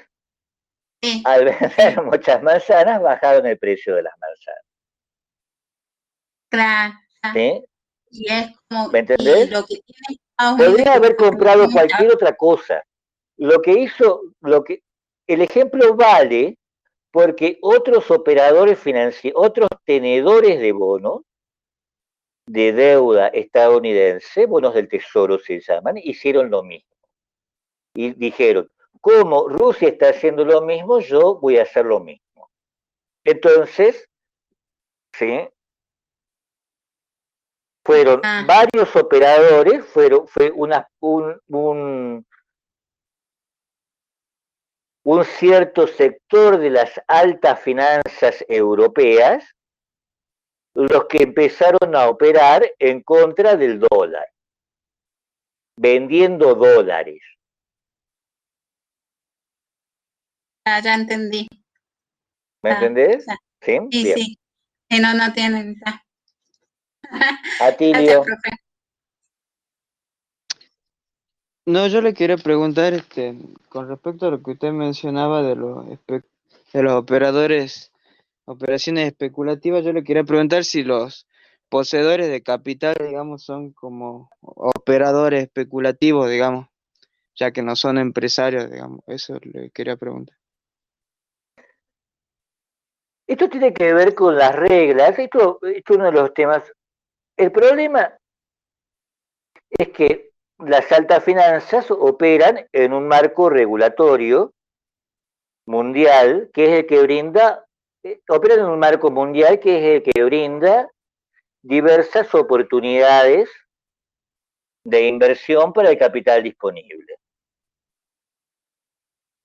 Desde el 70 en adelante, por una serie de transformaciones que después vamos a ver, ¿sí? Los estados empezaron a competir por este capital y establecieron para competir por este capital una serie de reglas que permitían muy fuertemente la especulación. Entonces, desde los 70 en adelante, tenemos un movimiento de altas finanzas que es fuertemente especulativo. ¿Se entiende? En otros momentos de la historia del capitalismo puede ser que no. Eso varía en función de la situación momentánea que tenemos. ¿Cómo sabemos que es fuertemente especulativo? Por la secuencia de crisis, burbujas financieras, caídas de activos y todos estos juegos de los que estamos hablando, ¿sí? Se hacen muy frecuentes desde los 70 hasta esta parte. Y se desarrollan una serie de instrumentos este, que incrementan esas operaciones especulativas y las vuelven cada vez más graves. Una de ellas, ustedes eran chicos, creo, en el 2008, ¿ustedes qué edad tenían? ¿Eran chicos? 7 años, más o menos. Tenían 8. Perdón, pero este tipo de descalabros viene con la vejez. Y en algún momento, entonces yo te digo que te dé cuenta de eso, porque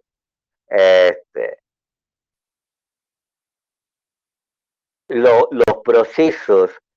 En cierto sentido, digamos, gran parte de los problemas que tuvo Mauricio Macri fueron resultado de reglas de acción que permitían una elevada liquidez al capital y por lo tanto una extremada movilidad. Y al permitir una extremada liquidez y movilidad, entonces se favorece el ingreso de tenedores de capital con intenciones fuertemente especulativas. Entonces el capital llega, obtiene beneficios y se va. ¿Se entiende? Bueno, entonces más o menos entendemos lo que son las altas finanzas, ¿no es cierto? ¿Se entiende? Sí, profe. Sí, sí se entiende. ¿Sí? Bien. Pregunta, pero no me queda tiempo para desarrollar nada más. Entonces me pedí un resumen de un minuto.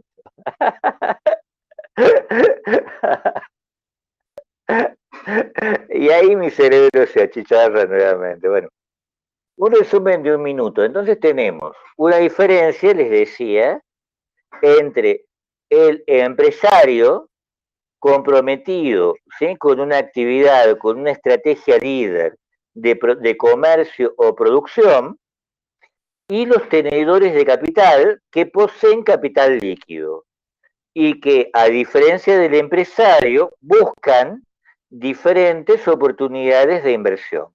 ¿Sí? Ahora, el empresario precisa de ese capital disponible y por lo tanto entre el empresario y ese capital disponible hay un nuevo actor que llamamos alta finanzas, que teje, podríamos decirlo así, relaciona, vincula esos tenedores de capital y los orienta hacia una actividad empresarial. ¿Me entienden esto? Con la promesa de beneficio. Si esa promesa no se cumple, ¿sí?, y vamos a ver que esa promesa solo se puede cumplir durante un cierto tiempo, entonces nuevamente el capital vuelve a su esfera líquida, vuelve a su estado líquido, ¿sí? Y tenemos una expansión financiera. La actividad empresarial disminuye y aumenta las actividades especulativas de este mundo de alta finanza. ¿Me entienden esto?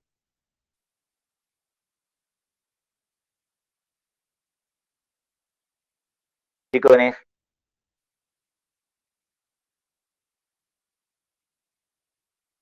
¿se entiende?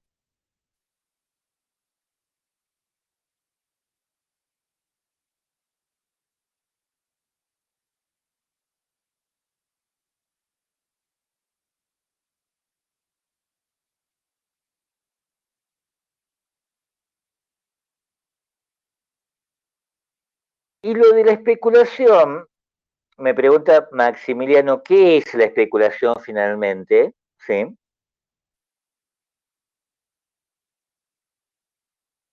Es una actividad de inversión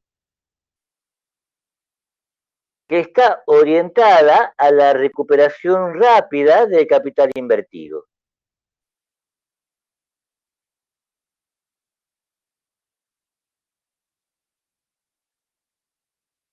¿Me entienden?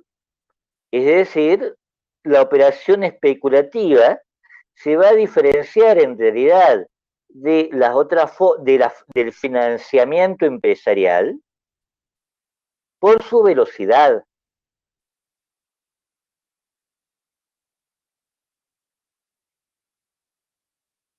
¿Se entiende esto, Maximiliano?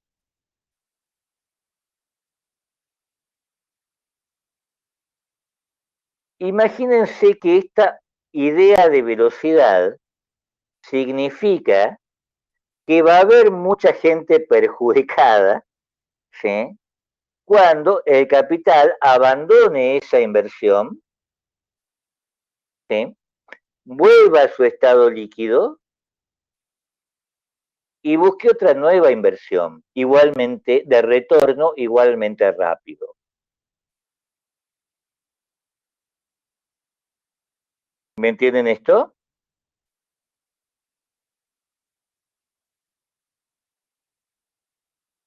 Maximiliano, ¿me entendés? Claro, se reduce la producción o el comercio, o mejor dicho, no es que se reduzca la producción o el comercio, sino vamos a decir que se reduce la expansión de la producción y del comercio.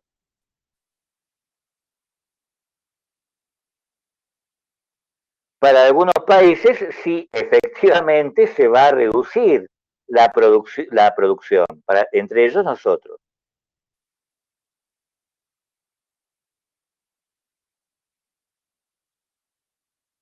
¿Me entienden?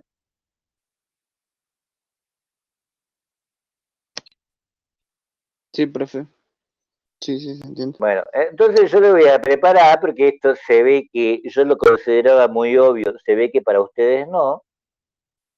Les voy a preparar una fichita más bien corta sobre estos problemas, ¿no? ¿Qué son las finanzas? ¿Qué es el dinero financiero?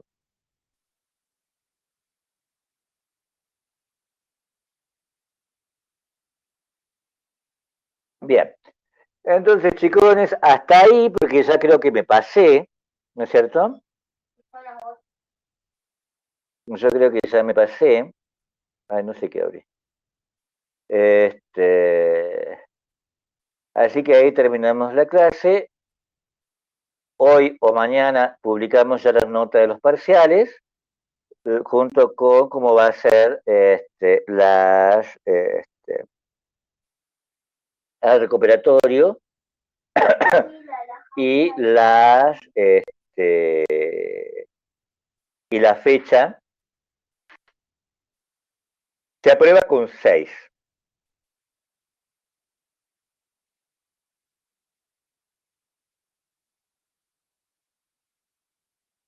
Claudia me pregunta con cuánto se aprueba el parcial. El parcial de antropología económica se aprueba con 6.